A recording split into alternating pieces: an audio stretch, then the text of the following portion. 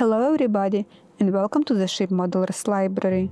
Today I want to show you a book about American steamboat company, Hudson River Day Line by Donald Ringwald.